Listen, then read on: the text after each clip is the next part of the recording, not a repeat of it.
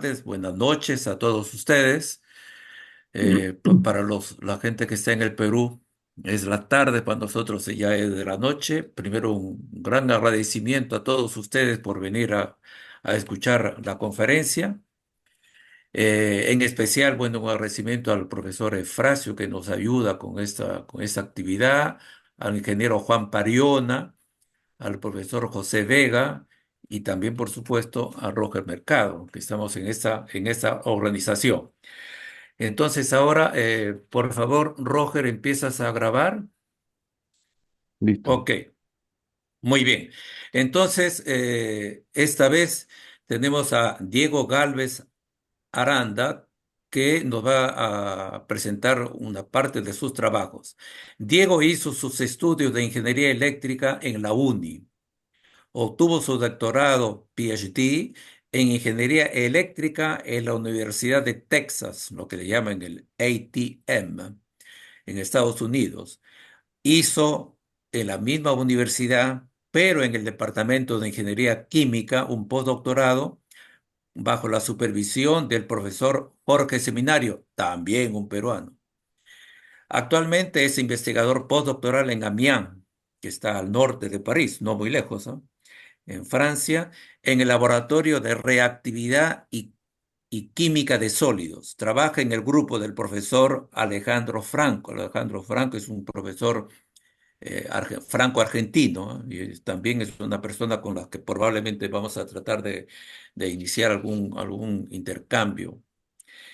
La experiencia de Diego incluye el desarrollo de modelos avanzados en aprendizaje profundo, el deep learning de inteligencia artificial, para simular los principios de funcionamiento de materiales e interfaces de energía electroquímica. Además, Diego es también experto en modelado computacional, incluyendo métodos como la dinámica molecular, cálculos ab inicio y cálculos DFT para estudiar diferentes interfaces electrolitro-electrodo. Tiene más de 50 artículos que son bien citados por otros colegas que publican en el tema y tiene, visto en el Google Scholar, en particular un artículo que está citado por ahora 250 veces. Eso significa que el trabajo de Diego es no solamente publicado, no solamente leído por otros colegas, sino utilizado por otros colegas, a tal punto que cuando los otros colegas publican, toman como referencia a su artículo. Y hay por lo menos 250 personas que no solamente han leído, sino que lo toman como una actividad muy importante, y el aporte que ha hecho Diego, que lo ponen en referencia. Y ese es un buen índice. Bueno, para nosotros es un gran placer que Diego esté en Francia trabajando, no mucho tiempo, porque probablemente después va a ir a Estados Unidos, pero es un peruano también que está muy convencido que hay que tratar siempre de estar en contacto con el Perú y actualmente está tratando de desarrollar cooperaciones con los colegas de la Universidad de Tacna. Entonces, Diego, por favor, te cedo la palabra por unos 40 minutos. Adelante. ok, perfecto. Bueno, muchas gracias por esa introducción. Agradeciendo también la invitación y la oportunidad que me dan a través de la plataforma de poder comunicar y explicar un poco acerca de tanto en mis estudios doctorales como en las actividades de posgrado y poder llegar a las diferentes regiones del Perú, ¿no? Que veo que hay bastante gente conectada a diferentes partes, incluso también del exterior. Bueno, en esta charla voy a mencionar a grosso modo un poco las técnicas que uso, las técnicas computacionales, tanto para simular a escala atomística, que fue principalmente mi tema de doctorado, como a lo que se le llama mesoescala, un poco más macroescala, ¿no? Siempre enfocado en el tema del estudio de baterías de ion litio. Imprimir slides siempre es una presentación, pero creo que podemos ir rápidamente, ya que el doctor Linares cubrió básicamente bien toda mi experiencia académica, digamos, en los estudios. Estudié ingeniería electrónica en la Universidad Nacional de Ingeniería, mi doctorado en ingeniería eléctrica en Texas A&M, el postdoctorado en ingeniería química y actualmente en el laboratorio del RCS, acá en Amiens, Francia, desarrollando un postdoctorado, ¿no? Que como bien mencionó el profesor Linares, ya mi fecha de término está pronto, termino el siguiente mes y ya tengo el contrato nuevo para empezar un postdoctorado nuevamente en Texas A&M a partir de abril.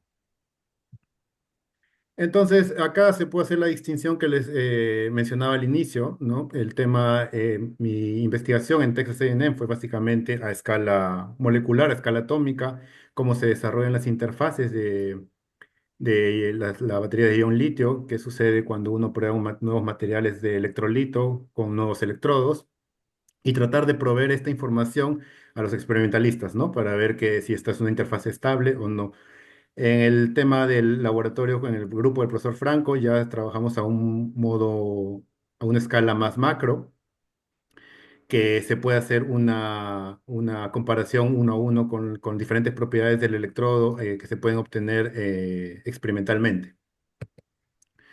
Un poco siempre me gusta empezar la charla con este pequeño gráfico para que se pueda dar una idea de cómo cómo convergen las diferentes técnicas computacionales con los diferentes experimentos y cómo podemos a través de, ahora dando un paso más adelante, las técnicas de Machine Learning, poder conjuntar estas dos fuentes de datos, tanto las que vienen de la simulación como las que vienen del experimento, y tratar de encontrar ciertos patrones que puedan acelerar, digamos, la predicción en esta búsqueda de ver qué materiales pueden ser los más óptimos para un desarrollo de una siguiente generación de baterías que permitan cargarse de una manera más rápida y poder almacenar mucha mayor energía.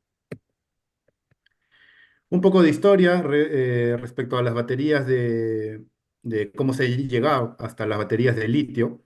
Eh, Podemos ver la evolución hasta la batería de ion litio, que más o menos ahí he puesto como referencia la densidad de energía que tiene, siendo la primera batería que salió en 1859 entre 30 y 40 watts hora por kilogramo, y la que tenemos actualmente, la más comercial, que es la batería de ion litio, que fue desarrollada publicada comercialmente por Sony en 1991, ¿no? Y que más o menos oscila entre una densidad de energía entre 100 a 265 watts por hora, por kilogramo. Esto nos sirve para ver a dónde queremos ir nosotros a partir de ahora, ¿no? ¿Qué es lo que se busca en este desarrollo de una nueva generación de baterías? Presento dos soluciones iniciales, dos propuestas que se están investigando, la batería de litio oxígeno y la batería de litio sulfide. Como referencia pueden ver que las densidades de energía son de un orden de magnitud 10 veces más que la batería de ion litio. Es lo que se espera. Estas son densidades de energía ideales, digamos, cálculos puramente matemáticos. De ahí en la realidad tendríamos que ver cómo se comportan. La particularidad de estas dos baterías es que consideran como electrodo al litio metal.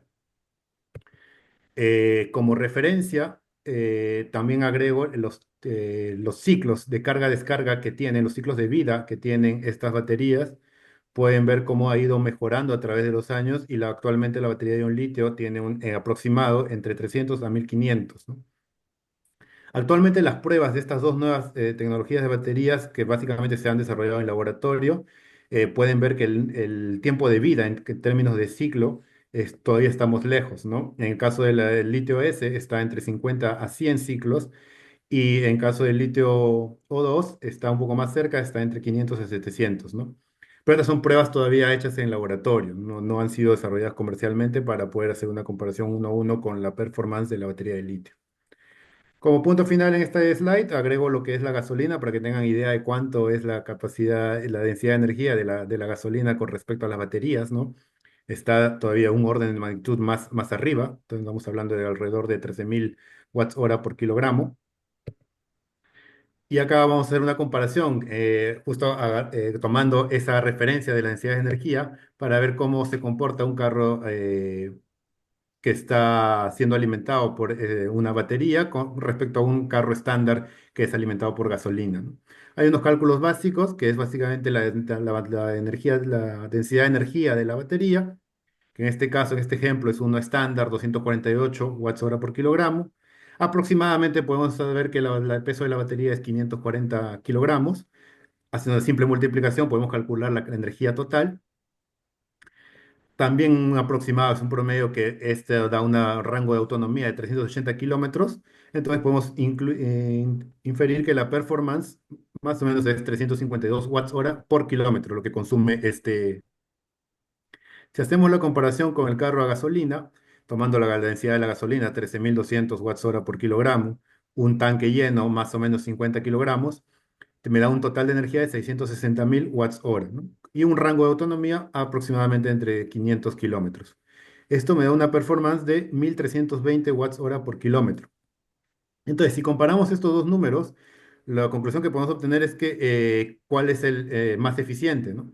De hecho, el tema del carro eléctrico, porque por kilómetro solamente consume 352 watts hora, ¿no? A diferencia del carro impulsado por gasolina, que para desplazarse un kilómetro ha consumido 1.320 watts hora. Las desventajas del carro eléctrico obviamente van por otro lado. El tema de cuán rápido puede cargarse es una gran desventaja, ¿no? Uno puede ir a la gasolinería y tú puedes cargar tu carro, tu tanque lleno en una cuestión de minutos. Eventualmente se han hecho esfuerzos para hacer que los que son cargas rápidas y demás, pero aún estamos hablando de tiempos de entre media hora, una hora, 2 horas, y si uno quiere cargar, digamos, la batería completamente, puede incluso extenderse a más, ¿no? Entonces, ese es el camino el que se quiere resolver, digamos, a través de este tipo de investigaciones, ¿no? Brevemente, cómo se funciona los cuatro diferentes estados de funcionamiento de una batería recargable de ion litio. Los diferentes elementos, tenemos el electrón, el litio neutral, el litio ion, que es el litio positivo, el counter ion, que es el ion negativo, para que compense la carga positiva del litio, y el solvente, ¿no? Que es el medio en el cual se va a desplazar estos iones. Es un esquemático de la batería de una batería estándar de ion litio. Tenemos el cátodo, tenemos el medio, que es el electrolito, y tenemos el ánodo, ¿no? Hay una cierta cantidad de litios, que esos son neutros, que están en el cátodo y en el ánodo. Los litios iones, los positivos, están en el electrolito. Los counter ions, que son los iones negativos, también se encuentran en el electrolito para mantener la carga neutral de todo el electrolito y el solvente que va a ser el medio con el cual estos iones se van a desplazar. Eh, lo primero, ¿qué sucede en la carga? Cuando uno alimenta una fuente de voltaje externo, lo que vamos a ver es cómo los electrones viajan por fuera de la batería a través del circuito externo y los iones, los litios que inicialmente eran neutrales, que estaban en el cátodo, se vuelven positivos porque pierden este electrón y debido al campo eléctrico que se le está aplicando, hacen este viaje, ¿no? De cátodo a ánodo. Eventualmente se desconecta la batería una vez que ya se cargó y se tiene lo que es la batería cargada. Entonces todos los litios están ahora en el ánodo. Esta batería tiene un potencial electroquímico, ¿no? Porque hay una diferencia potencial entre el ánodo y el cátodo, entonces es estable, mientras se desconecte conserva este potencial electroquímico entre ánodo y cátodo, y una vez que yo lo conecto a una carga, para poder usar la energía almacenada, se ocurre el movimiento inverso, ¿no? Los electrones vuelven por el circuito exterior del ánodo al cátodo y los litios eh, viajan a través del electrolito para llegar al cátodo nuevamente. Entonces, esos son los cuatro estados. Es importante distinguir los cuatro estados porque dependiendo de cuál estado uno quiera estudiar, hay un cierto criterio de parámetros que tienen que definir en la simulación y también ciertos fenómenos que pueden ocurrir particularmente solo en uno de ellos, ¿no? Este es un esquemático de la batería más estándar comercial, la batería de ion litio del 18650C.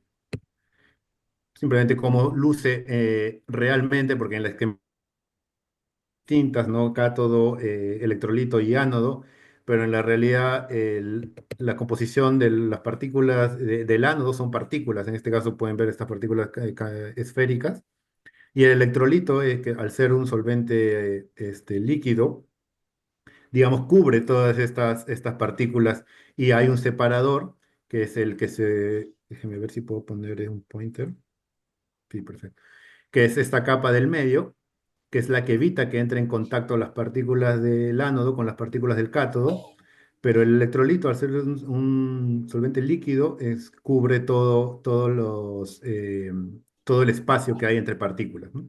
Digamos, esa es, digamos, para que tenga una idea de cómo luce en la realidad comparado con el esquema anterior.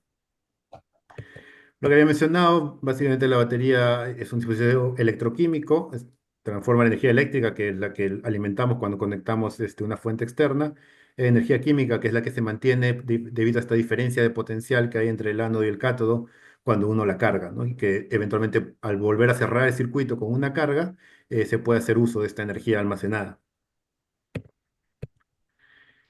Dos principales aspectos para simplificar, digamos, la discusión y para que uno entienda cuáles son los principales problemas al momento de tratar en esta búsqueda de intentar desarrollar una batería que se comporte de una manera más eficiente, digamos, con respecto a la batería de ion litio. Los electrodos, que básicamente definen en la batería la cantidad de carga que hay almacenada debido a la cantidad de litios iones. Esta es una gráfica que muestra los diferentes materiales, la capacidad teórica que tiene y el potencial. Entonces, si vemos la de el grafito, que es más o menos alrededor de 372 ampere hora por kilogramo, y este es el salto que yo les comentaba al inicio, ¿no? Cuando estas baterías que usaban litio metal, la capacidad teórica del litio metal es alrededor de 4000, entonces estamos hablando de 10 veces más, que es lo que se quiere. Otro elemento importante es el electrolito, que es el ambiente en el cual viajan estos iones de litio, como vimos en la animación, de cátodo a ánodo y de ánodo a cátodo.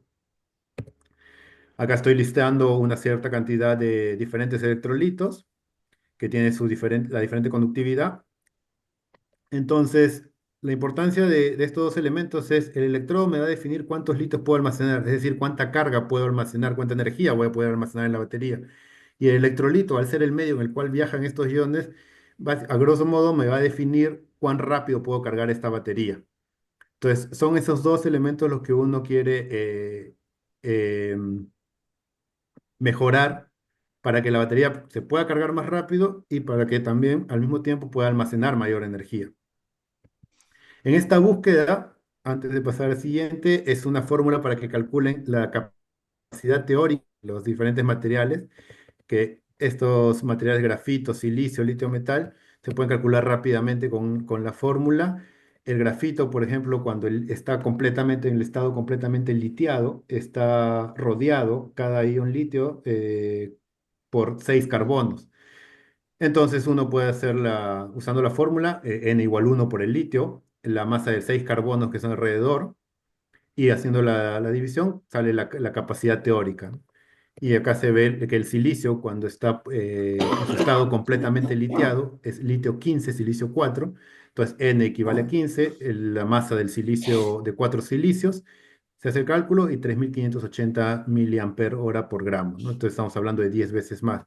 Y similarmente el litio metal, que es un litio puro, litio-litio, el N es igual 1 porque es el litio, el ion, que en este caso también es el mismo elemento del electrodo, la masa, y se calcula el 3861, ¿no? O sea, así es como vienen estos números con esta capacidad teórica que se puede hacer con cualquier elemento. Lo único que tienes que calcular es cuál es el estado completamente litiado, ¿no? Que quiere decir que si acá, en este estado, llega un litio más, no se va a pegar al elemento, más bien va a buscar otro silicio disponible, porque esto ya está completamente saturado.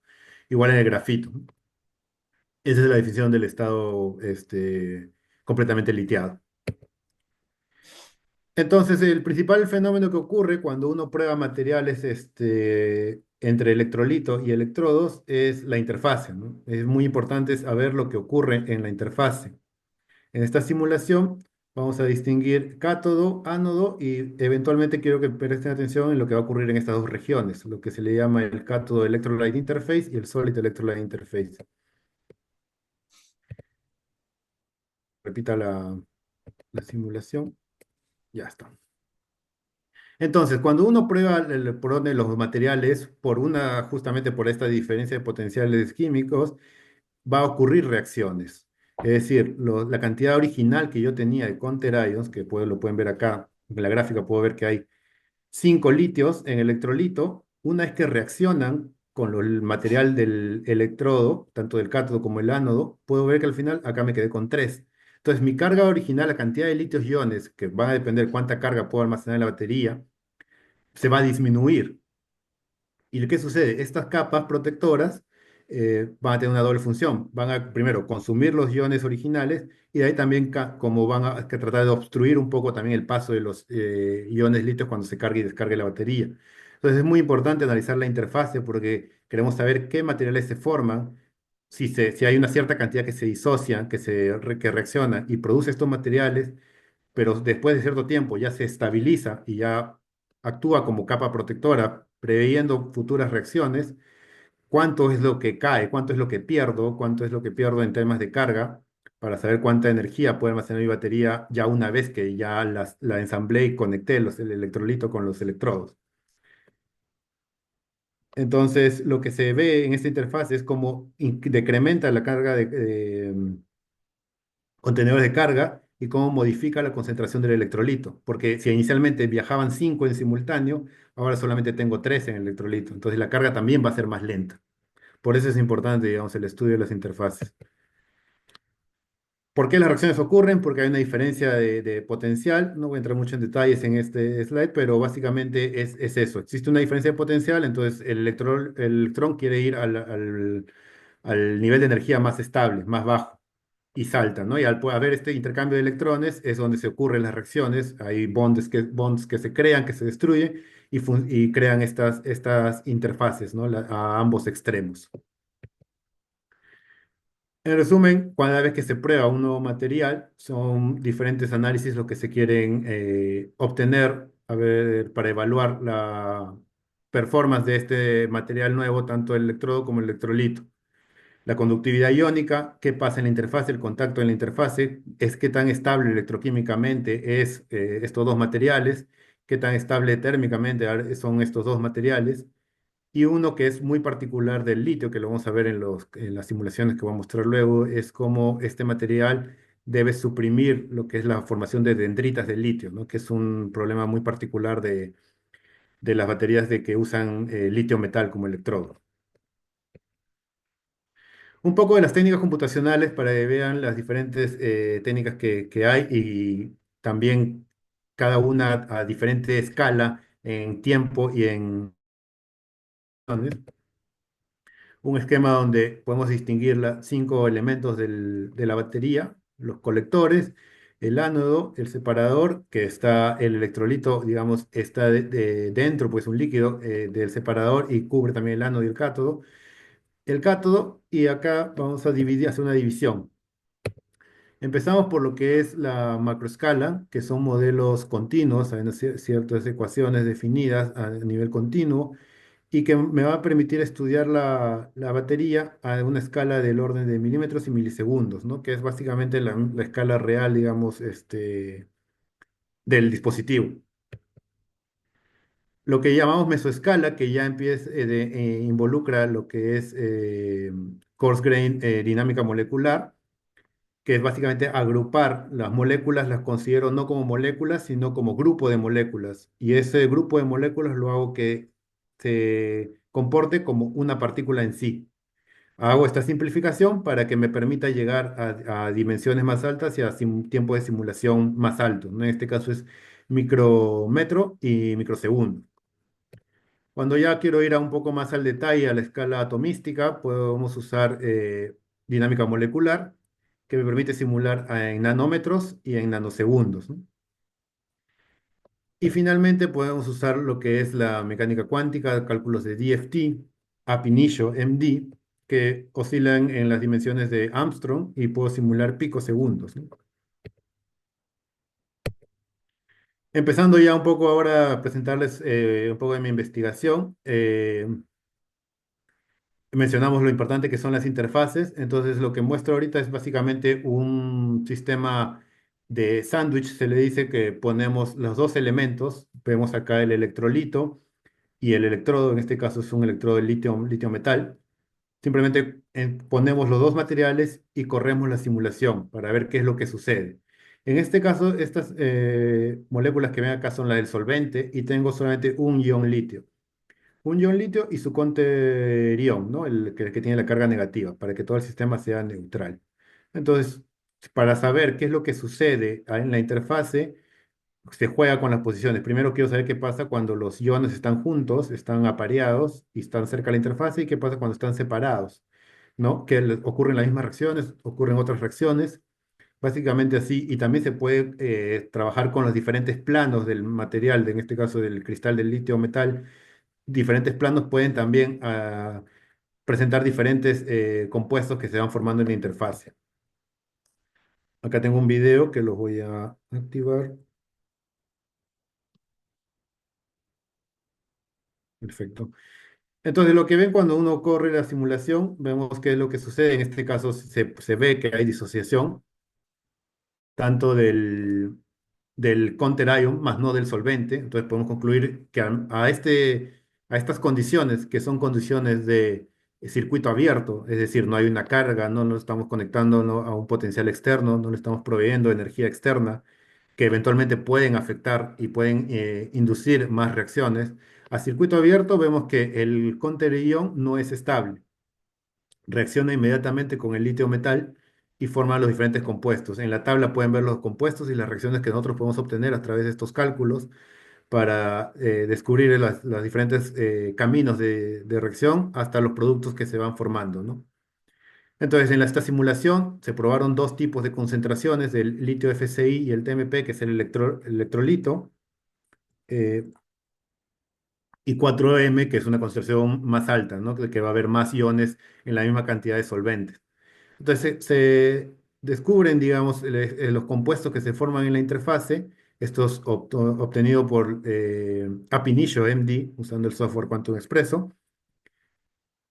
Y eventualmente también se puede comparar con experimentos. En este caso, este resultado es una espectroscopía y que podemos ver que hay un acuerdo en el tema de lo que ellos reportan con lo que uno observa en la simulación, ¿no? Pues señalado en rojo los componentes similares. Este ya es un sistema un poco más grande. Este es lo que se llama dinámica molecular. Pueden ver las dimensiones que están en el orden de cientos de Armstrongs. Y acá lo que se quiere estudiar es qué pasa con el silicio. El silicio, como vimos al inicio, permite almacenar, digamos, en teoría, 10 veces más la carga del grafito, que es la batería comercial actualmente usada en el litio-ion. El mayor inconveniente del silicio, muy aparte de lo que ocurre en las interfaces, es la degradación mecánica. ¿Qué quiere decir? Cuando uno cargue el litio va a intentar entrar en el silicio y va a ocurrir una expansión de volumen.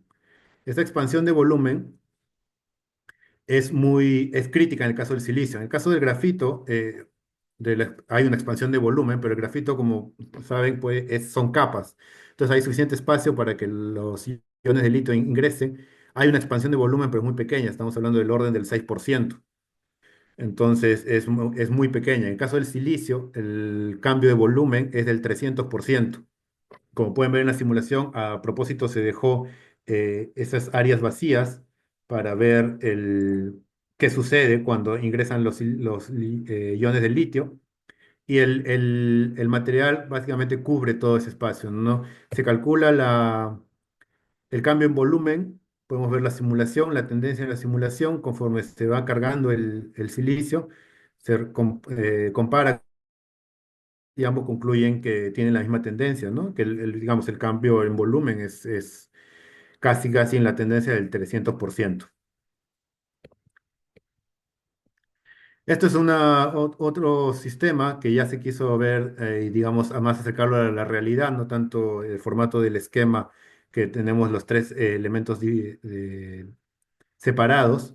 Esto ya es una partícula de silicio que se va a ir liteando y queremos ver qué eso sucede en temas de, ok, existe un cambio de volumen del 300%, pero qué sucede también con la composición del material. Hay rompimiento de bonds, hay quebrantamiento, hay rotura digamos, de los bonds que ocurren en la interfase, hay una degradación mecánica. Entonces, déjame ver que esto es un video. No. Entonces, acá se removieron los iones de litio para que sea visible, pero están entrando, digamos, simulando la carga de esta partícula. Podemos ver cómo se va moviendo, se van incrementando el volumen y en un momento lo que pueden ver es el cracking que se le llama de la interfase sólida, ¿no? Que protege a esta batería de silicio, pero al cargarla ya se rompe. Al romperse expone el material, que es en caso el silicio, con el electrolito y lo que va a ocurrir es eventualmente más reacciones. Y entonces, al haber más reacciones, se va a perder más litio y conforme se continúe cargando y descargando, cada vez se va a almacenar menor energía, ¿no? Entonces es también un problema que comparte tanto el electrodo de silicio con el electrodo de litio metal. Y esta ya es una particularidad del electrodo de litio metal que mencioné al inicio, que eran las dendritas. Las dendritas básicamente se tiene el cátodo, el electrolito y el litio metal con su capa que digamos asumimos que ya reaccionó, que se formó esta interfase, este Solid Electrolyte Interface al principio, pero como llegan litios ion y hay este incremento en volumen, se rompen, como vimos en la anterior simulación. Entonces lo que hicimos es extrajimos un pedazo para ver qué ocurre si yo, enfocado en este área, en este agujero que se ha formado, lo sigo litiando. ¿Qué es lo que ocurre? Entonces ya, vemos las partículas verdes, sí, digamos, son los iones litios que van llegando en esta carga. El litio metal ha sido expuesto porque al cargarse en el siglo anterior ha roto, digamos, la interfase inicial. Y si uno sigue cargando, a través de estos agujeros se va a formar lo que es la dendrita, ¿no?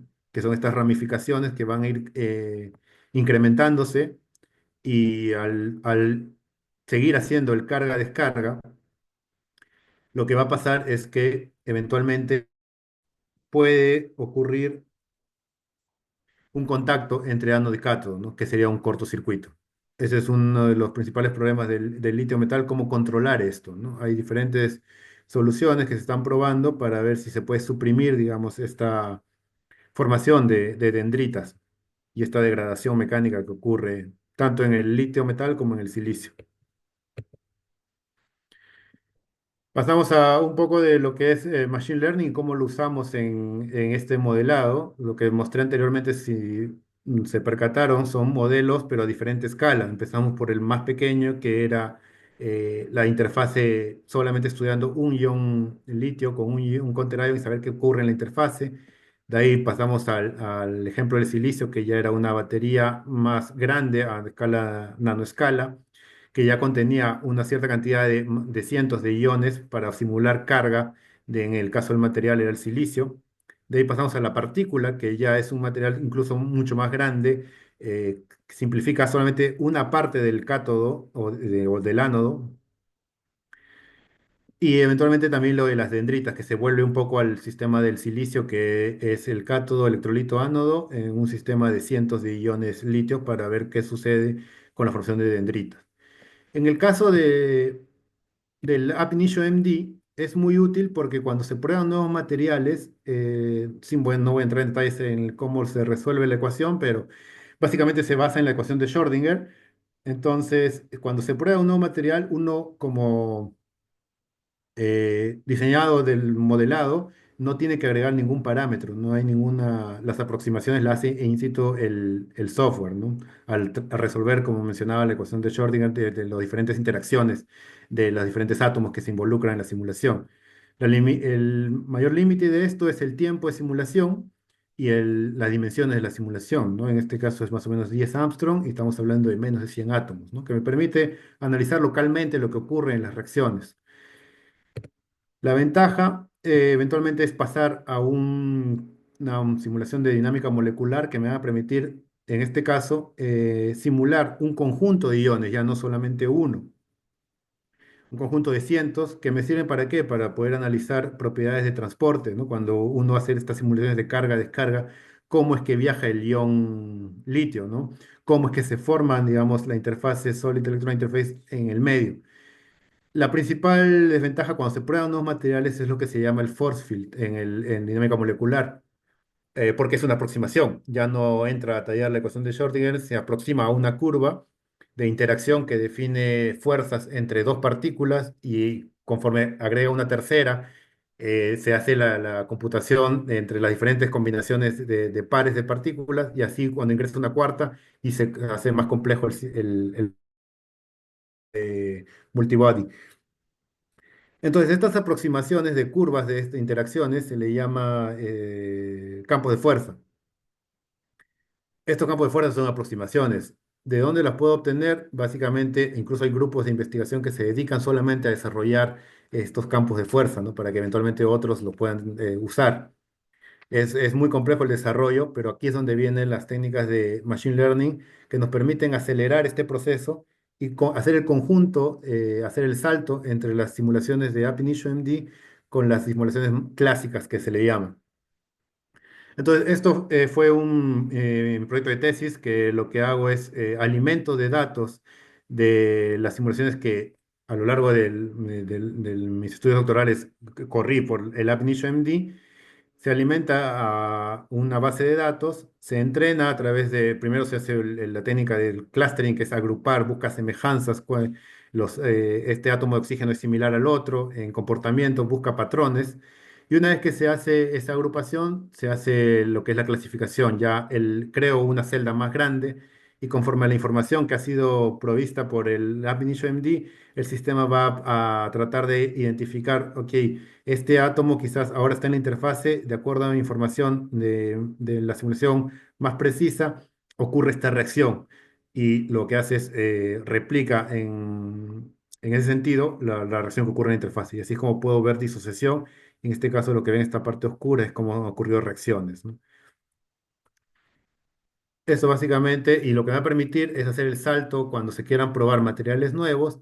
Se corre una cierta cantidad porque hay que generar la data de entrenamiento, pero eso no es mucho problema. Es empezar a correr simulaciones con diferentes eh, condiciones de inicio respecto a posiciones, orientación de planos y se entrena automáticamente este algoritmo de Machine Learning y se produce este force field que me va a permitir crear cajas, celdas mucho más grandes, que me va a permitir estudiar, digamos, las propiedades de transporte al momento de una carga y descarga de baterías. Esto ya se ha adentrado un poco al mi trabajo acá en Francia, en el grupo del profesor Alejandro Franco.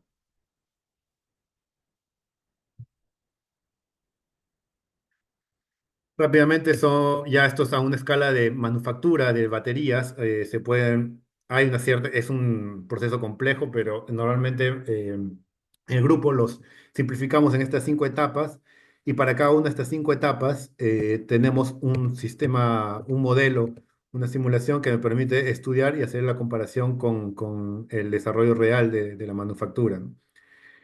Para la primera etapa, para las primeras 3 etapas se usa lo que es la técnica en general tienen otro nombre que es Coarse Grained Molecular Dynamics y el otro es Discrete Element Methods, el DM, pero básicamente siguen los mismos principios de dinámica molecular de partículas que uno define previamente a través de estos campos de fuerza. Lo bueno al tener, digamos, el laboratorio en la, en el edificio es que podemos hacer comparaciones uno a uno de los electrodos que simulamos con los experimentos en temas de propiedades del electrodo, que vamos a ver ejemplos en los siguientes slides. Este es un ejemplo típico, se considera, como mencionaba, la dinámica de partículas.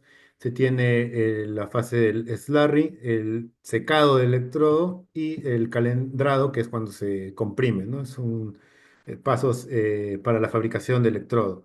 ¿Cómo se valida? Experimentalmente podemos calcular propiedades del electrodo, como viscosidad, densidad, porosidad, tortuosidad, y también con el modelo podemos hacer cálculo de estas propiedades. Entonces, se hacen los cálculos, se comparan y se tratan de estar alineados. Y una vez que se hace esta validación, se concluye que el modelo, los campos de fuerza que se han seteado para la simulación son correctos, ¿no? Porque están prediciendo, digamos, las propiedades reales, los valores reales de las propiedades, de las distintas propiedades del electrodo, ¿no? Esto es una curva típica, digamos, en este tipo de cálculos, que se ve la curva experimental con la curva simulada, ¿no? A diferentes condiciones de presión, las diferentes porosidades que se obtienen y podemos ver que hay alta concordancia entre el experimento y la simulación. Esto ya es un paso más adelante que se quiere obtener por tomografía, digamos, las partículas no son esféricas, no son formas irregulares, pero se puede tomar la esfera como un píxel, asumimos como un píxel, y construir a través de, como celda unitaria, la esfera, estas formas irregulares. Esto permite, digamos, una simulación, digamos, más real en el tema de lo que ocurre cuando se comprime, cómo se deforma, cómo se puede haber fragmentación de las diferentes partículas, de los diferentes, en este caso ya son clústeres, podemos llamar conglomerado de partículas que representan en sí una partícula real, que es la forma irregular, y cuando se comprime, podemos ver si hay rompimiento y fraccionamiento. Acá podemos ver, digamos, también el caso de la validación, cómo con las propiedades obtenidas por la simulación se comparan con el experimento, ¿no? Y podemos ver la tendencia, son muy similares. Acá podemos probando la porosidad y el factor de tortuosidad. La desventaja de la simulación es que toma mucho tiempo, toma en el orden de semanas, incluso puede tomar meses. Entonces, en este camino de buscar soluciones mucho más rápidas que permitan también predecir las propiedades de manera más rápida, es donde también vuelve a aparecer las técnicas de Machine Learning, más precisamente las de Deep Learning. En este caso es un trabajo que se hizo para acelerar la simulación, digamos, de partículas. Se hace un preprocesado de voxelización que se le llama, que es básicamente convertirla en una, digamos, una imagen en tres dimensiones. En este caso se definen tres especies, poro, el CBD y el material activo, y se obtiene esta voxelización. ¿Para qué se quiere hacer esta voxelización? Porque eventualmente lo que queremos es usar redes neuronales. En este caso, las redes neuronales convolucionales, que en literatura podemos ver que funcionan muy bien para reconocer patrones, se usan bastante para reconocimiento de imágenes. Entonces, al hacer este preprocesado de voxelización, lo que estamos haciendo es básicamente convirtiendo nuestra microestructura de partículas en una imagen en 3D, donde se puede considerar cada píxel, cada cubito es un píxel en tres dimensiones. Entonces, esto es al final, lo que ven a la derecha se puede considerar como una serie de imágenes. Entonces, al hacer esta conversión, podemos ya usar el CNN, podemos diferentes condiciones de compresión, lo puedo comprimir a 50, a 40, 30, 20%, diferentes microestructuras, se hace el set de entrenamiento y se entrena el modelo y se puede, acá estamos comparando ya el DM es el modelo original con el Deep Learning, el modelo con red neuronal, ¿no? Son muy similares, se evalúa, muy aparte de que si visualmente son similares, se evalúa hasta qué nivel, digamos, son similares. Tienen la punta, el modelo real es la línea sólida y la predicción es la línea doteada, y podemos ver que está replicando muy bien el sistema original, ¿no? Score de R cuadrado, simplemente como idea es cuando es 100%, quiere decir que los modelos numéricamente son exactamente el mismo. Entonces, en promedio lo mantiene alrededor de sobre 95%, ¿no? Y el tema de la propiedad, la porosidad también. En general, recuerdo que el error de predicción es menor del 5%. Se hacen cosas, estudios similares con otros fenómenos, en este caso, como mencioné, el electrolito es líquido en las baterías comerciales, entonces se tiene el electrodo y se inyecta el electrolito, se hace esta simulación que pueden ver el área roja, es el electrolito, el líquido, cómo se va llenando, pero también, esta simulación son simulaciones que demoran semanas y meses. Se hizo la red neuronal y estos suponen los resultados de la predicción con el real y pueden ver cuán similares son, ¿no? Y en temas de costo computacional, una simulación estándar que era de entre 10 a 20 horas, ahora es de 5 segundos, ¿no? Del- una vez que se entrenó la red neuronal. Ahora, la ventaja de esto es porque tenemos la base de datos, porque el grupo del profesor Franco ha estado haciendo estos modelos por más o menos el proyecto Artistic, lleva, si no me equivoco, alrededor de 5 años, quizás un poco más. Entonces ya se tenía esta base de datos, porque claro, uno si empieza desde cero, generar estas bases de datos de las simulaciones toma su tiempo. La ventaja de esta base de datos y lo que estamos haciendo es tomándolas, juntándolas y entrenando estos tipos de modelos que nos permiten hacer predicciones mucho más rápidas. Este es el último ejemplo de una simulación que permite ya una vez que simulé el electrodo, ahora lo ensamblo en la batería y ahora quiero ver cómo funciona en carga-descarga, las curvas de carga-descarga, cómo se comportan a diferentes corrientes de carga y cuántos ciclos me puede trabajar esta batería. Un último caso de simulación del uso de Machine Learning, can- paralelo, digamos, a las aplicaciones anteriores, es que me permite asociar datos de entrada con salida. ¿Qué quiere decir? En mi simulación yo defino ciertos parámetros de entrada. Cuando fabricas la batería, defines porcentaje de material activo, contenido del sólido, cuánto lo voy a comprimir. Y estas variables de entrada van a tener un efecto en las variables de salida, que al final van a ser importantes para ver cómo pues, se performa esta batería una vez que se ensambla el electrodo, ¿no? Las propiedades que se obtienen son tortuosidad, conductividad, densidad y superficie activa del material. Se usa para cada uno de estos puntos es una simulación, se hace las tres simulaciones del sistema que presenté anteriormente, se calculan estas propiedades pero como mencionaba, estas simulaciones demoran entre semanas y meses. Pero si ya se tiene un banco de simulaciones con diferentes valores, se tienen los valores de entrada y salida, se puede usar un algoritmo de Machine Learning para que encuentre la correlación que hay entre estas variables de entrada y salida, y así cuando ya tenga un nuevo set de variables que puede estar en el rango, en el espectro de espacio de estas tres variables, pero que no está contemplada en los valores que ya he hecho, no tenga que correr la simulación de nuevo, sino que ya con la base de datos que ha sido entrenado puede darme una aproximación de lo que se puede resultar en cálculo de propiedades, ¿no? Y acá podemos ver una comparación, ¿no? El modelo determinístico, que es el modelo de Machine Learning, 1.47 en tortuosidad con 1.52 del modelo, digamos, el más preciso. El resto de propiedades están muy similares. Entonces, el modelo me permite hacer esta predicción y puedo intentar probar diferentes combinaciones mucho más rápido. Y de esta manera puedo ayudar a los experimentalistas a decirles que ya ellos no tienen que estar probando las diferentes combinaciones, porque también eso implica costos de hacer este tipo de pruebas en el laboratorio. Y la simulación te permite correr diferentes escenarios y darles los más óptimos, ¿no? Hacer este filtro. Una vista general de lo que hacemos en el grupo. Ya había mencionado las cinco fases del desarrollo de la fabricación de baterías, los diferentes modelos matemáticos que usamos para simular, digamos, estas cinco fases.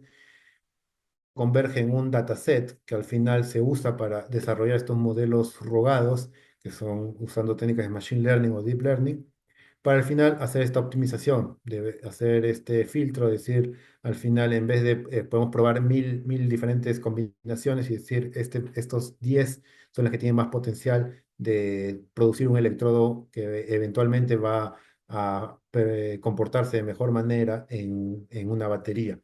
Y así los experimentalistas pueden tomar estos 10 casos y probarlos, ¿no? Ya no tienen que probar los 1000. Eh, Esto es un resumen de lo que hemos visto en el tema de las diferentes técnicas de Machine Learning y Deep Learning que se usa para el estudio de estos modelos, los diferentes pasos, como que si, obtenemos la data, de dónde viene, del modelo físico, un modelo estocástico o incluso del mismo experimento, qué es lo que se quiere obtener de este modelo, propiedades, microestructuras microestructuras en el tiempo, eso es lo que le llaman el 4D. Hay unas técnicas de procesado que son técnicas estándar, creo, de cuando uno usa de estos modelos, técnicas de Machine Learning y Deep Learning. El grupo de Machine Learning o Deep Learning, dependiendo de qué es lo que se quiere obtener, y agrupándolo he tenido estos tres grandes campos que la aplicación de estas técnicas, ¿no? Para optimizar el electrodo, para, digamos, predecir qué es lo que va a ocurrir dado unas ciertas variables de entrada, y para un monitoreo, que quiere decir que trato de replicar lo que hay en experimentos sin tratar de predecir más allá, pero trato de replicarlo para de una manera mucho más rápida. Para terminar, quisiera agradecer tanto al grupo que estoy actualmente, el grupo del profesor Alejandro Franco, en el laboratorio, en el LRCS, y a mi grupo grupo del profesor Seminario, con todas las personas que trabajé, ¿no? Entonces, con eso termino. Muchas gracias por su atención y bueno, estoy disponible para cualquier pregunta. Muchas gracias, Diego. Es un trabajo realmente muy, muy interesante. Se ve que también que hay que tomar mucho, mucho tiempo para hacer tus cálculos, ¿no? A veces da un poco de miedo. Yo tengo una pregunta porque dentro de, por ejemplo,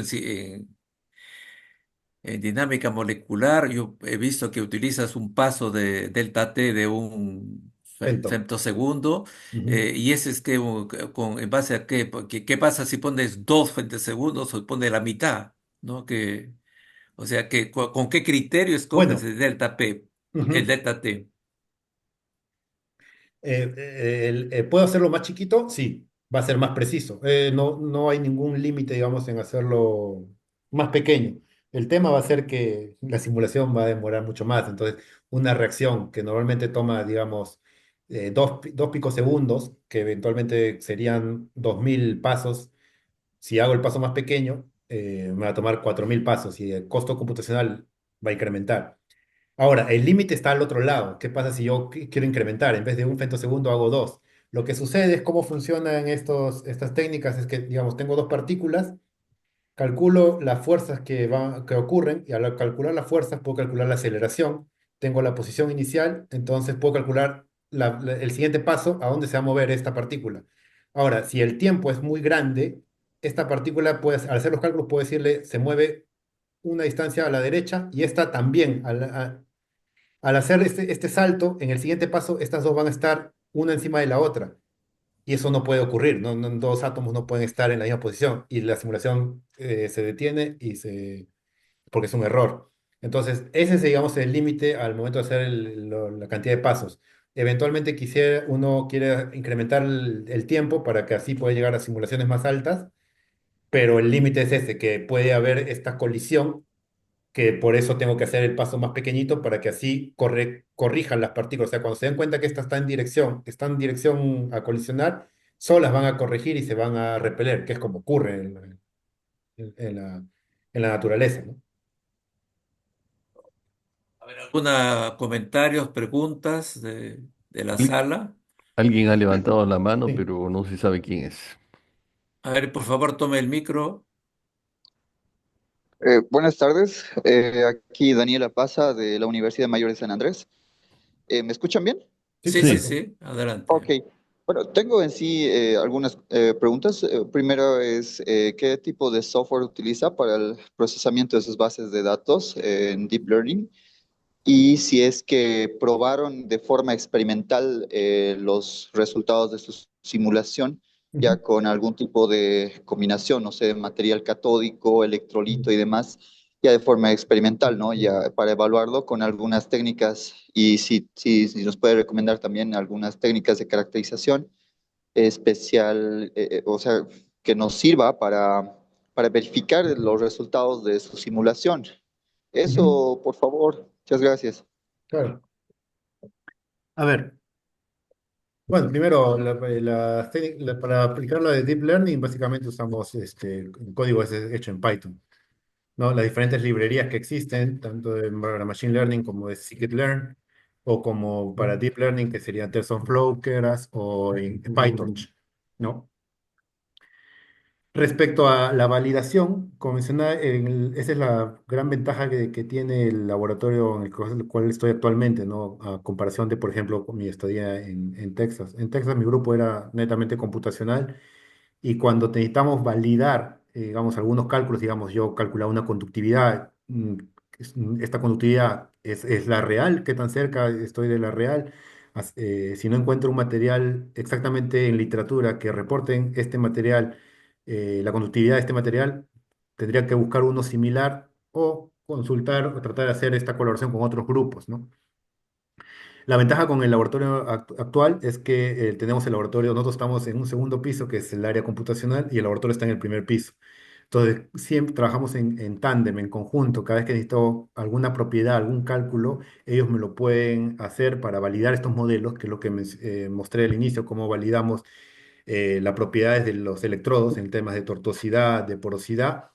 Eso es porque nosotros le decimos, queremos hacer este cálculo, pueden calcular estas propiedades y ellos lo calculan, lo reportan bajo las mismas condiciones en las cuales hacemos el modelo, tenemos esta validación.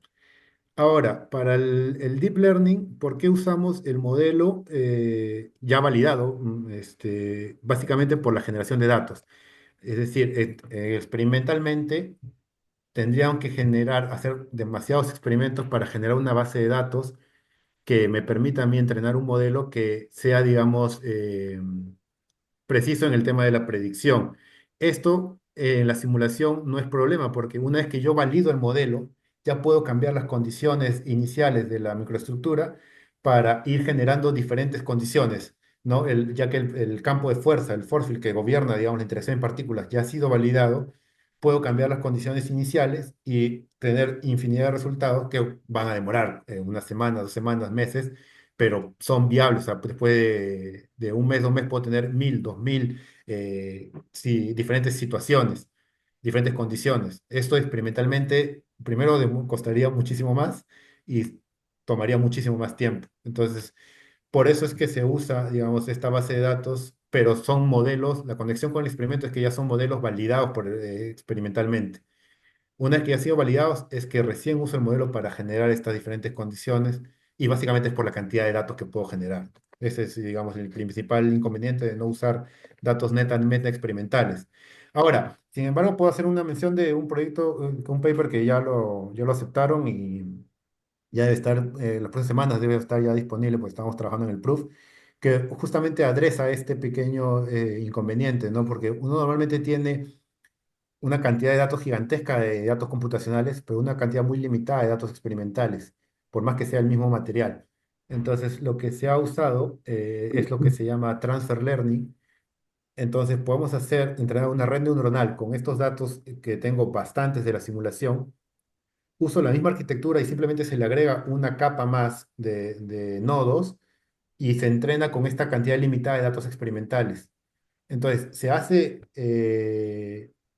saca ventaja, digamos, de la información que se obtiene del modelo, que ya también ha sido validado con este pequeño set de experimentos, y luego se hace un pequeño reentrenamiento, adicionando solamente una capa, no es que estoy entrenando un modelo completamente nuevo, agrego solamente una capa para que se adecue a la data experimental, y de esta manera, digamos, ya puedo hacer, y se ha hecho el cálculo de un modelo que predice, digamos, experimentalmente resultados. O sea, puedo ponerle variables de entrada que no he definido en este set de experimentos inicial y la predicción, y lo hemos validado después, porque le hemos pedido, digamos, una vez que entrenamos este modelo, le pedimos para testear, necesito unos 10 casos nuevos que no hayan sido reportados antes, les di el valor del modelo y ellos nos dieron los cálculos de las propiedades y el modelo estaba muy, muy cerca de la predicción. Entonces son este tipo de técnicas que permiten justamente lidiar con este desbalance de datos, ¿no? Que entre la data computacional. Ok, gracias. ¿Algún otro comentario, por favor, de la sala? Sí, gracias, doctor Jorge. Adelante, adelante, Fracio. Primero, felicitarte, Diego, por la excelente exposición. Y gustaría aprovechar y preguntarte dos preguntas, Diego. La primera Ujú. es con respecto, ¿no? ¿Cuál es el procedimiento, cuáles son los pasos, ¿no? Para encontrar la conductividad iónica, digamos, de una interfase. ¿Cómo lo trabajas, cómo lo calculas eso? Ujú. El otro es la energía superficial, ¿no? El cálculo de energía superficial. Ujú. Si nos podrías, digamos, mostrarnos cómo son los cálculos, o utilizas para alguno de esos también dinámica molecular o netamente ab initio. Gracias, Diego. Ujú. No, para esos cálculos, digamos, es mucho mejor lo que sería el Ab initio MD, ¿no? Por justamente esta precisión. Y aparte son fenómenos más locales, entonces la escala permite hacer el estudio de ambos. En el caso de la conductividad, es una propiedad de transporte, entonces ahí sí me refería al cálculo de la superficie. En el caso de la conductividad, se puede calcular con Ab initio MD, pero yo también recomendaría hacer el cálculo también con Classical MD, porque al incrementar la cantidad de partículas, la cantidad de iones, se incrementa la estadística, entonces, digamos, puede validar de cierta manera los cálculos que se hace con el Ab initio MD, ¿no? Que la simulación es más limitada. ¿Cómo se hace el cálculo? Básicamente se corre una simulación, se calcula lo que se llama MSD, Mean Square Displacement, que es una curva que me indica cómo se está moviendo en promedio un grupo de partículas, que en este caso serían los iones, lo que van a definir la conductividad. Hay diferentes tipos de conductividad, ¿no? Del ion, del counterion o incluso de la conductividad en grupo. Se calcula esta curva, el mean square displacement, y con la pendiente hay una fórmula que permite, asocia la pendiente de esta curva con la difusividad. Y con la difusividad eventualmente puede hacer una aproximación, esta es una forma de una aproximación a la conductividad. La otra forma es un poco más directa, que yo a la simulación del Classical MD le aplico el campo eléctrico. Entonces, al tener ya el campo eléctrico, calculo nuevamente el desplazamiento de los iones y se hace el cálculo más directo sin esta aproximación de tomando la difusividad de la conductividad electrónica, eléctrica. En el caso del cálculo superficial, se puede poner en el App Initio MD una interfase, digamos, una superficie, el plano que uno quiera, y puede ir partícula, que claro sería la partícula de interés, puede ser un ion, digamos, asumamos un ion que viaja alrededor de las diferentes posiciones del litio metal. Entonces uno va calculando las energías que esta partícula está recibiendo a las diferentes posiciones. Y haces el mapeo de la superficie y puedes calcular, digamos, esta energía superficial, ¿no? Que ocurre en los diferentes electrodos, en este caso hablando de baterías. Gracias, Gracias. Diego. Gracias. Ahora, antes de pasar la mano a Pedro de la Cruz, que ha pedido la palabra, yo quisiera informarles que el lunes 7 de abril vamos nuevamente a hacer la conferencia sobre las becas de doctorado en Francia. Y he enviado en el chat un documento que tiene que llenarlo para que nosotros podamos enviarle el enlace. Ese es uno. Y segunda información, y después Pedro de la Cruz va a tomar la palabra, y segunda información es los que quieren tener el video de esta conferencia, por favor dejen su correo electrónico en el chat. Rojo Mercado va a tomarlos y entonces después le enviamos a ustedes el video. Bueno, con esto entonces hay... Disculpa, Jorge, hay a también ver, la pregunta del profesor Avellaneda. sí, hay dos. Sí, Pedro de la Cruz primero y luego el profesor Avellaneda. Ok, Pedro, por favor, adelante. Gracias, muchas gracias, Jorge. Bueno, felicitaciones en primer lugar, una excelente exposición. Y la pregunta concreta es, se hablaba, por ejemplo, de lograr una optimización en los electrodos. ¿Qué propiedades básicamente tendríamos que tener en cuenta para poder reemplazar ya sea perdón, al grafito o al silicio? Y si depende solamente del material, el tipo de material, las características del material, o está en juego también la geometría de los electrodos.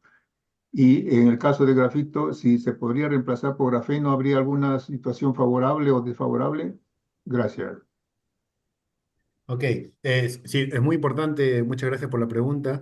El material influye, claro que sí, por estas capacidades, por ejemplo, la capacidad teórica depende del material, pero aparte del material, y lo que se está también evaluando son el tema de la fabricación. Hay diferentes condiciones que uno puede cambiar en la fabricación usando el mismo material y obteniendo resultados muy distintos, ¿no? También es en la estructura. Por ejemplo, en el caso de lo que menciona el profesor el silicio han habido estudios justamente para combatir esta expansión del 300% y esta degradación mecánica. Se han probado diferentes estructuras. Originalmente lo más normal era una partícula, pero de ahí se probó, ¿por qué no probamos con cables? ¿No? Esta forma de tipo cables que dejan espacios vacíos entre ellos y dejan este espacio para que el volumen decremente. Otra idea también fue proponer una partícula de silicio dentro de una partícula, digamos, de grafito con vacío. Entonces, cuando los iones entran, esta partícula de silicio se expande, pero no más allá de los límites que ya había definido la partícula de grafito. Entonces, este cambio de volumen no afecta lo que ocurre afuera en el electrolito, no lo va a percibir porque para el electrolito siempre la partícula originalmente ha tenido la dimensión de la partícula de grafito, ¿no? Que dejaba este vacío interno para que el silicio permita hacer esta expansión. Entonces, las, acá las combinaciones son ilimitadas y es justamente la importancia de esto, permite permutar diferentes condiciones y tratar de reducir en cantidad, filtrar las mejores condiciones y ahí obviamente se pasa a la siguiente etapa que se le da al experimentalista y lo tiene que probar en el laboratorio si las predicciones funcionan o no. Pero ayudan a hacer este filtro inicial, ¿no? Porque como ven, hay un montón de variables que uno puede ir jugando, tanto el material en sí, tanto la forma del material y tanto también las condiciones en las cuales se fabrica. Siendo un mismo material y teniendo la misma forma, si las condiciones, en vez de, digamos, calentarlo a 300 grados, lo caliento a 320, en vez de comprimir mi electrodo antes de ensamblar la batería 30%, lo comprimo 25, ya cambian las propiedades de salida, que idealmente se quiere que, digamos, la conductividad sea alta para que permita que se cargue rápidamente. Em, entonces, sí, estas serían las diferentes condiciones iniciales que uno se tiene que tener en cuenta cuando quiere desarrollar este tipo de electrodos, ¿no? Y, perdón, ¿y la posibilidad de poder reemplazar al grafito por grafeno? Bueno, yo he Pero visto que hay diferentes soluciones. El grafeno sirve para atenuar, he visto soluciones en conjunto, no una puramente de grafeno, pero en conjunto el grafeno con el silicio, porque el grafeno ayuda a reducir el impacto en el tema de la degradación mecánica que ocurre cuando el silicio incrementa de volumen. Entonces, son pruebas que se han hecho en laboratorio, funcionan, pero todavía a nivel de ciclos de vida en temas de carga-descarga, porque hay un deterioro mecánico que eventualmente, después de una cierta cantidad de ciclos, que creo que está oscilando entre 50 y 100, eh, todavía no lo hacen viable a nivel comercial, ¿no? Que digamos la batería de litio actualmente está en el orden de 500 a 1500 ciclos. Pero digamos, es una solución que se está evaluando por el tema específico de que el grafeno ayuda a combatir la degradación mecánica que ocurre en el silicio. gracias, muy amable, Diego, gracias. Colega Avellaneda, por favor. Buenas tardes. Una vez más, felicitar por la iniciativa, ¿no? Bastante interesante de poder saber que estamos trabajando diferentes áreas, ¿no? Para el profesor, una pregunta básicamente en términos de laboratorio donde usted está trabajando actualmente. Ese es trabajo más teórico experimental, ¿no? Porque para hacer la simulación se necesita una parte experimental para después hacer a validación, ¿no?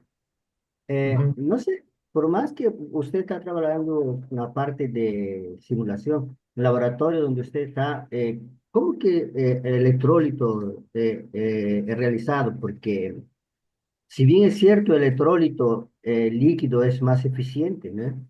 Siempre hay un problema a la hora de que pueda, digamos, salir por los lados, la presión que tiene que haber, ¿no? Ujú. No sé cómo que usted está trabajando, digamos, tanto el cátodo cuanto el ánodo. ¿Cómo ustedes están preparando esas películas, digamos, ¿no? No sé, la hora que usted hace la simulación, si existe, digamos, toma en cuenta algunos parámetros, por ejemplo, densidad de carga, espesura de esos electrodos, ¿no? Gracias. Sí, hay parámetros que sí los compartimos y estamos tratando, conversamos con ellos cuando hacen el desarrollo. El detalle de la fabricación, como mencionaba al inicio, yo mencioné 5 etapas que son, digamos, a grosso modo lo hemos dividido así porque nuestros modelos permiten hacer este enlace entre estas 5 etapas, pero el desarrollo, la manufactura de la batería es un poco más compleja. Entonces, hay etapas que simplemente por la limitación de la simulación no las he colocado ahí, son estas 5, pero esos detalles que ya van más allá de esas 5 etapas, yo no los conozco porque eventualmente no tendría cómo conversar con ellos el tema de data que me pueden proveer de esas etapas. Así que los detalles de cómo fabrican, más allá de esas 5 etapas, no los conozco. En el caso de estas 5, sí hay propiedades tanto de espesor, como les mencionaba, la tortuosidad, la densidad, la densidad energética de los electrodos en general que fabrican y también de los electrolitos cuando ya se fabrican en la mayoría que tiene celdas las estas que se llaman celdas de moneda. Pero eso ya también es otra persona que se encarga de eso, de ese tipo de modelos que hacen ya el modelo completo de la batería. Pero sí, es un tema complejo y en ese caso los detalles de la parte experimental yo no los manejo. Si me permite una preguntita más, así, Ujú, eh, la parte de la batería, ¿no? Todo, porque ese todo estudio de electroquímica estudia a interfaz. ujú, Eh, si bien es cierto, usted está trabajando en la parte de baterías, la configuración, por ejemplo, de un capacitor, por ejemplo, ya. es la misma cosa, ¿no? Porque tiene Ujú. un cátodo, un ánodo y un electrodo. Digamos, tratamiento matemático, en fin, el enfoque que usted hace, se podría utilizar de la misma manera, digamos, para un sistema que tiene la misma configuración, que tiene un cátodo, un ánodo, un electrodo. Si se podría trabajar usando ese mismo pensamiento. Claro que sí, e incluso te puedo ir más allá, para mencionar solamente las técnicas en general no son solamente enfocadas en el estudio de baterías, ¿no? Ajá, sí. Como anécdota te puedo mencionar que el grupo con el doctor Seminario en Texas vino un grupo que quería hacer unos cálculos de células cancerígenas que querían hacer unos cálculos de DFT y Ab initio MD. El doctor aceptó, hicimos el cálculo. Personalmente no tengo ningún conocimiento más allá de lo que me explicaron en ese momento para hacer la colaboración de, digamos, biología o de este tipo de células, pero entendí el objetivo que se quería, cómo atacar este resultado de simulación que querían, la información que nosotros a través de las simulaciones podíamos indicarles, y se hizo un resultado muy interesante, está publicado en Nature, me parece, luego lo puedo pasar los links si quieren revisarlos. Entonces, esto da la idea de lo amplio que puede ser estas técnicas, y más aún en un dispositivo como mencionaste de un capacitor, que es muy similar en tema estructural a una batería. Entonces, claro que las diferentes modelos computacionales que usamos para investigar la batería pueden ser usados también para el desarrollo de investigación de y las interfaces principalmente que ocurren en un capacitor, ¿no? Ok, muchas gracias. Porque yo, así, lo que trabajamos aquí son dispositivos que es lo mismo, ¿no? Tiene un contraelectrodo que puede ser vanadio, todos son almacenadores de iones litio. Ajá, Tenemos un electrolito que generalmente, inicialmente trabajamos como líquido, después trabajamos como sólido y ahora estamos trabajando la parte de gel, ¿no? Porque las propiedades son mejores.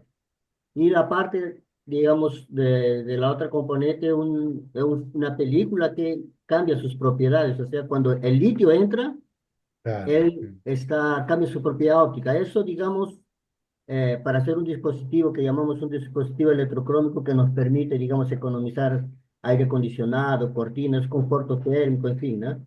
Como te decía, la idea, la configuración es la misma, ¿no? Ujú. Muchas gracias. Muy interesantes estos intercambios. ¿Alguna otra pregunta? Ya estamos 1 hora y 20 minutos. Ahí hay una mano levantada, me parece. ¿Hay todavía? A ver, Sí, no lo vi. sí, pero no sé quién es. A ver, no, acá se ve en el... A ver. Christopher Cuba. Ah, sí, Cuba. Ay, por favor, colega Cuba. Sí, Cuba, buenas tardes. adelante. Sí, muy buenas tardes. Muy excelente la ponencia y bueno, el tema bueno, el aspecto del aspecto químico, ¿no? Para poder fabricar las baterías. En este caso, como consulta, ya que, bueno, me urge poder indagar más, investigar más. em, Quisiera saber, porque nosotros bueno, acá como provincia, ¿no? Donde estamos aquí en Ica y viendo los casos de estudios de diferentes países, ¿no?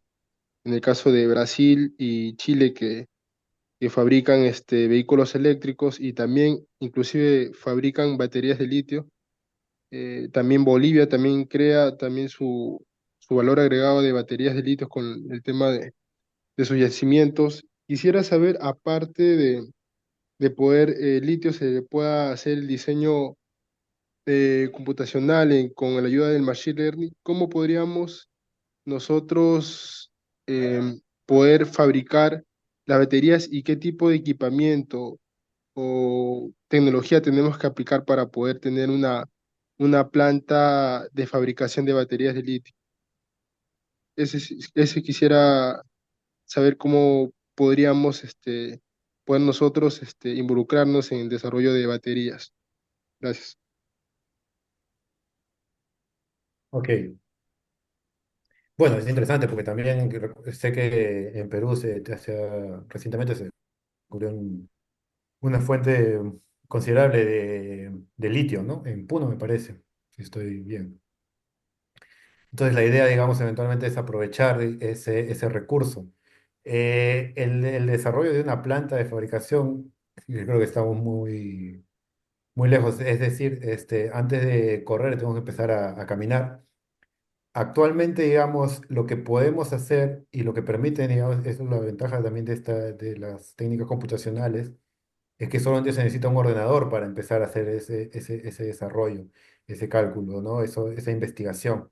Eventualmente, si esta investigación necesita un recurso que es accesible en cierta medida, ¿no? Que es la computadora, empieza a incrementar, se puede eventualmente ver el modo de desarrollar una industria que permita crear una fábrica, digamos, eventualmente de baterías recargables, o incluso también, como dio el ejemplo de Bolivia, que también sé que en Bolivia fue que tienen su vehículo eléctrico, que fue desarrollado también eh, localmente. Entonces, son ideas, son proyectos que a largo plazo se podría dar, pero la dirección en la cual uno puede empezar actualmente, al menos para mirar y eventualmente llegar a ese objetivo, es primero con lo que uno tiene a mano, porque no requiere, digamos, de adquirir un equipo que son costosos para la fabricación, simplemente ordenadores, incluso juntar diferentes ordenadores. Para formar lo que se llaman estos clústeres y permitan hacer más investigación básica, porque antes de hacer la investigación aplicada, se tiene que tener una base fuerte, en general ya hablando a modo país, de lo que es investigación básica. Y una vez que se tenga esos cimientos, se puede pasar a la siguiente etapa, que ya es la investigación aplicada, y que eventualmente va a terminar en el desarrollo, digamos, de bienes, ¿no? Que en este caso sería tanto la batería en sí como eventualmente puede ser algún vehículo eléctrico. Gracias. A ver, Rubén Cabana, por favor. Eh, muy buenas tardes con todos. Muy buenas tardes, doctor Diego Gálvez. Sí, muy buena la exposición. Sí, tengo una pregunta. En este caso, nos ha mostrado una fórmula, sí, y me gustaría saber, ¿no? Si está incluido el colector, la participación del colector, ya sea del ánodo o del cátodo. Ah, ya, no, en la fórmula es simplemente la capacidad teórica del electrodo, es decir, sin considerar los efectos, y ese es un buen detalle que no lo mencioné en la charla, pero esa es otra interfase, digamos, que también se puede hacer el estudio, ¿no? Normalmente los colectores son de cobre o aluminio. Y también cuando se prueba un nuevo material, un nuevo electrodo, se tiene que ver también qué tan estable es con estos colectores. Esta interfase colector-electrodo también puede eventualmente reaccionar y formar estos productos que eventualmente pueden degradar hasta cierto punto la cantidad de iones que tiene como base el electrodo, ¿no? Pero la fórmula considera solamente un electrodo puro, no tiene en consideración el efecto del colector. Ok, gracias. Por favor, Javier Verástegui, colega Javier Buenas Verástegui, tardes, sí. buenas tardes. Felicitaciones en primer lugar para el doctor Diego Galvez, por su interesante charla, muy ilustrativa sobre el proceso simulado de fabricación de batería de litio. Yo quisiera saber cuál sería el factor más importante que se debería considerar cuando se quisiera acelerar el tiempo de carga de una batería, porque recientemente salió una noticia de que una fábrica china había logrado reducir en sus autos BYD hasta 5 minutos para la carga de la batería. Entonces, ¿qué factores habría que considerar y cómo se podría modular en la simulación para que se optimice esa velocidad de carga? Eso por un lado. Y la segunda pregunta sería conocer eh, de parte de usted si ha recibido o está recibiendo o estaría interesado en recibir auspicio de alguna firma fabricante, ya sea de batería de litio o de autos eléctricos. ¿En qué medida está usted vinculado con este tipo de patrocinios que me parece que son importantes, ¿no? Para alimentar el proceso de innovación? Gracias. Ok, muchas gracias por las dos preguntas. La primera, básicamente, ¿de qué define a grosso modo? Porque digamos, al final la batería es un dispositivo complejo, pero a grosso modo, ¿qué es lo que define cuán rápido se puede cargar? Es básicamente dos factores: cuán rápido viajan los iones a través del electrolito. En este caso, el electrolito es el medio. Entonces, es importante ver qué electrolito uno usa, y es el que va a tener mayor influencia en el tema de cuán rápido se puede cargar la batería, porque es el medio donde van a viajar los iones. Y lo segundo es la cantidad de iones que van a viajar al momento, porque al final el vehículo de movimiento que hay en el desplazamiento de los iones no es que el ion va a viajar del cátodo al ánodo, sino que como que se empujan. Es decir, hay 10 iones en el electrolito. Si llega uno del cátodo, empuja a este, y el que está más cerca en el otro extremo es el que va a llegar. Entonces, este desplazamiento grupal también se tiene que estudiar, y también lo define la composición del electrolito. Entonces, el electrolito es básicamente el que va a tener una mayor injerencia en el tema de lo que es cuán rápido se carga la batería. Respecto a la segunda pregunta, no directamente, pero digamos, los diferentes proyectos en los cuales estoy involucrado, y de hecho los resultados que muestro en algunos casos, el proyecto es auspiciado por compañías, ¿no? Tanto compañías nacionales como compañías del ámbito privado. Entonces, básicamente ese es el interés que tienen ellos al momento de hacer este tipo de investigaciones. El auspicio normalmente viene de esas dos fuentes, ¿no? Muchas gracias, muy amable. Sergio Calle, por favor. Sí, mi pregunta es parecida a mi otro compañero que hizo. O sea, ¿qué pasaría si una batería de litio, o sea, cargaría de forma rápido, pero eso desgastaría de una manera, bajándose, o sea, el nivel de rendimiento, o sea, se echaría eso o tratará o sea, se tratará de arreglar o se reemplazaría por otra. ¿Cómo sería en ese caso? No, claro, por eso se hacen diferentes pruebas de la carga de la batería. No sé si están familiarizados, pero hay las diferentes pruebas A1C, A2C, A3C, que básicamente lo que indica es cuán rápido, si le alimento más energía, va a mover más rápido los iones. Idealmente uno puede asumir que va a cargar más rápido la batería, pero hay una degradación ahí, porque ya imagínate que los iones viajan tan rápido que pueden incluso estar, cada vez que llegan al cátodo, van destruyendo por la velocidad a la que llega. Entonces tampoco el camino, digamos, es ir a simplemente le pongo más energía potencial para que los iones tengan más energía y se puedan viajar más rápido y van a cargar más rápido. Pero la contraparte es cómo llegan a los electrodos, ¿no? Al tener tanta energía eh, cinética van a poder degradar como gente con una bala, ¿no? Que golpea una pared. Entonces, ese, digamos, es el principal límite también que tiene uno al momento de, si le alimento más energía, va a viajar más rápido, pero uno no es que eso tiene un límite, ¿no? Que es justamente el límite mecánico, digamos, al momento de cuando llegan a los electrodos.